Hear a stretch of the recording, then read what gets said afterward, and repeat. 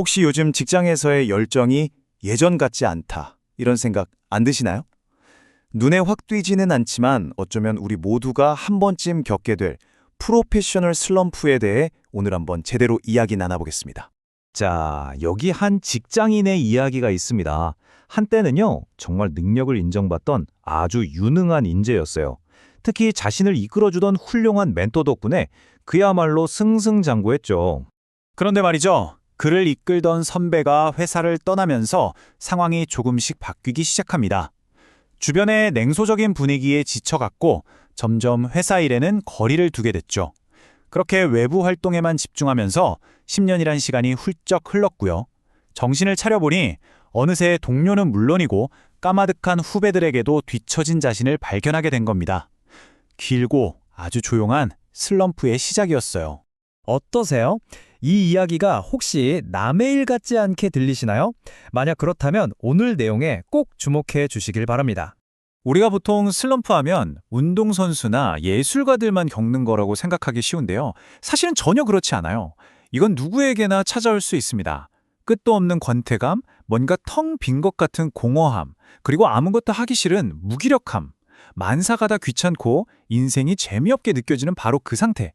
네, 이게 바로 우리 직장인들이 겪는 슬럼프입니다. 자, 그렇다면 이 지긋지긋한 슬럼프의 본질은 대체 뭘까요? 좀 놀랍게도 그 답은 물리학, 바로 우주의 기본 원리에서 찾을 수 있습니다. 바로 엔트로피라는 개념인데요. 모든 것은 무질서한 상태로 가려는 경향이 있다는 뜻입니다. 우주에는 크게 두 가지 힘이 있다고 보시면 돼요. 하나는 무질서로 향하는 힘입니다. 생각해보세요. 청소 안 한 방, 저절로 깨끗해지나요? 절대 아니죠. 가만히 두면 먼지는 쌓이고 점점 더 엉망이 되잖아요. 이게 바로 엔트로피입니다. 반대로 질서로 향하는 힘도 있어요. 하지만 이건 그냥 생기지 않아요. 식물이 자라려면 물과 햇빛이 필요하듯 반드시 에너지를 쏟고 노력을 기울여야만 창조와 성장이 일어나는 거죠. 바로 이겁니다. 슬럼프는요, 여러분, 개인의 실패나 의지 부족이 아니에요.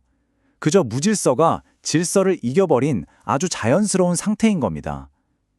우리가 우리의 커리어에 질서를 만들기 위한 에너지를 투입하는 걸 멈추는 순간 모든 것은 자연의 법칙처럼 서서히 무너져 내리기 시작하는 거죠.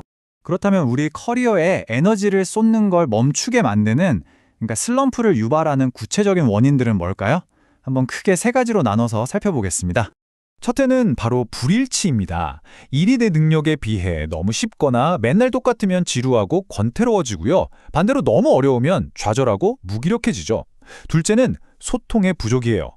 주변 사람들과의 관계가 단절되면 우린 혼자라고 느끼고 고립되거든요. 그리고 마지막으로 만성적인 스트레스가 부르는 소진, 우리가 흔히 말하는 번아웃입니다. 네, 알겠습니다. 슬럼프. 참 힘든 거군요. 근데 이게 달까요? 혹시 이렇게 생각하셨다면 이건 정말 빙산의 일각만 보신 겁니다. 개인의 슬럼프는요, 우리가 생각하는 것보다 훨씬 더 큰 문제와 아주 깊숙이 연결되어 있습니다. 아니, 내가 좀 무기력하고 힘든 게 도대체 회사에까지 직접적인 위협이 된다니 이게 무슨 말일까요? 그 이유는 바로 요즘 모든 기업의 최대 화두죠. ESG 경영이 있습니다. 슬라이드에 나온 문장처럼 슬럼프에 빠진 직원은요, ESG를 그냥 남의 일 혹은 회사가 알아서 하겠지 하고 생각하게 된다는 겁니다. 왜냐고요? ESG의 핵심 중 하나인 사회적 책임, S이나 투명한 지배구조, G 같은 건요, 서류만으로 만들어지는 게 아니거든요. 직원 한 사람 한 사람의 자발적인 참여와 윤리의식이 없으면 이건 그냥 껍데기일 뿐입니다. 한번 상식적으로 생각해 보세요. 내 일에서조차 의미를 찾지 못하는 사람이 과연 우리 회사의 더 큰 사회적 목표에 진심으로 공감하고 기여할 수 있을까요? 불가능하죠. 결국 ESG는 보고서에 박힌 전략이 아니라 모든 구성원의 태도가 모여서 만들어지는 문화인 겁니다.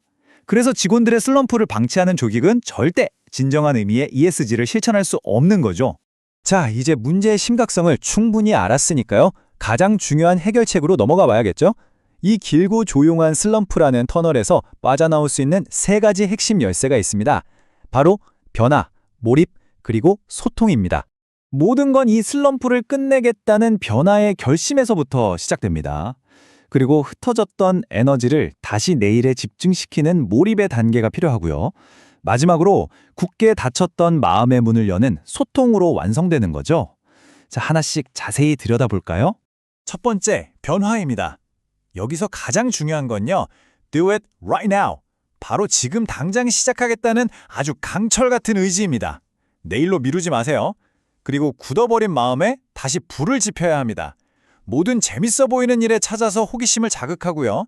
의미 있는 일에 한번 뛰어들어서 열정을 되찾는 겁니다. 내가 가장 빛나고 행복했던 시절의 성공 경험을 떠올리면서 아, 나 이런 강점이 있었지 하고 다시 한번 확인하는 거예요. 그렇게 흩어져 있던 에너지를 하나로 쫙 모으는 겁니다. 두 번째 기둥은 바로 몰입입니다. 밖으로만 향했던 시선을 다시 내 일로 가져오는 거죠. 심리학에서 말하는 플로우 상태 들어보셨죠? 내가 하는 일에 완전히 빠져들어서 시간 가는 줄도 모르는 바로 그 상태를 의도적으로 만들어 보는 겁니다. 그러려면요, 저기 관역처럼 명확한 목표를 세워야 하고요. 마치 산을 오르듯이 내 능력보다 살짝 더 어려운 도전적인 과제를 맡는 게 좋습니다. 그리고 내가 지금 잘하고 있는지 아닌지 저 체크 표시처럼 즉각적이고 구체적인 피드백을 적극적으로 구하는 게 아주 중요합니다. 마지막 세 번째 기둥은 소통입니다. 가장 먼저 필요한 건 다른 누구도 아닌 바로 나 자신과의 소통이에요. 그래, 예전 방식은 더 이상 통하지 않아 라고 솔직하게 인정하는 거죠. 그 다음은 팀원들과의 소통입니다. 나를 앞서가는 동료나 후배를 보면서 겁먹지 마세요. 이해받으려고 하기보다 내가 먼저 그들을 이해하려고 노력해보는 겁니다. 그리고 조직 전체와 소통해야 합니다. 먼저 웃으며 인사하고 대화하고 칭찬하는 거죠. 동시에 이 세 가지, 비난, 비판, 불평, 이 3비는 반드시 피해야 합니다. 노자는 이렇게 말했습니다. 진정한 기여라는 건 무언가를 이루고도 거기에 얽매이거나 집착하지 않는 태도에서 나온다는 뜻이죠. 슬럼프를 극복하는 과정도 마찬가지인 것 같아요. 과거의 성공이나 실패에 머물지 않고 그저 묵묵히 오늘의 질서를 만들어 나가는 그 과정 자체가 중요한 겁니다. 자, 마지막으로 이 질문을 한번 드리고 싶습니다. 이 이야기는 개인뿐만 아니라 우리가 속한 조직 전체에도 해당됩니다. 여러분이 속한 조직은 구성원들의 에너지가 흩어지는 이 무질서 상태를 그냥 방치하고 있나요? 아니면 모두가 함께 에너지를 모아서 질서를 만들어가는 곳인가요? 어쩌면 그 답에 우리 모두의 미래가 달려있을지도 모릅니다.